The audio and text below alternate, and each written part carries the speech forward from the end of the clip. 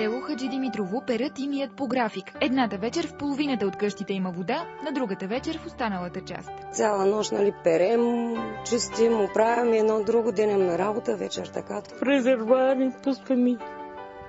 Точно.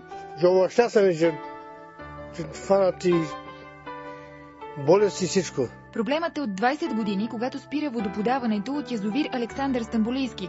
От тогава селото се захранва само от 2 каптажа и 1 кладенец. Дебитът на водата е едва 4 литра в секунда. За нормално водоснабдяване са нужни поне 6 литра. Загубите на вода по стария водопровод са около 50%.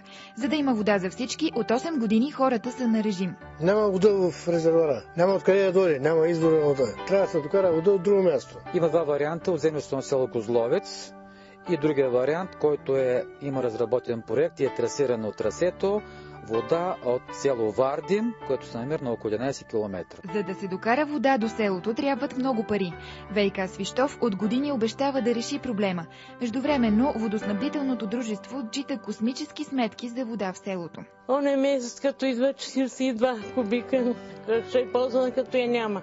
Водомерите въртят въздуха. В момента имам 12 кубика. Така като ме гледат и през ден да имам вода, мога ли да ги навъртат 12 кубика? Те въртат като с едно компресор надува, с атмосферен въздух.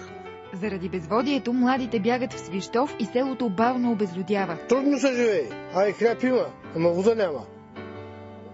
Без вода няма живот. Чакаме дъжд от Господа. Това е.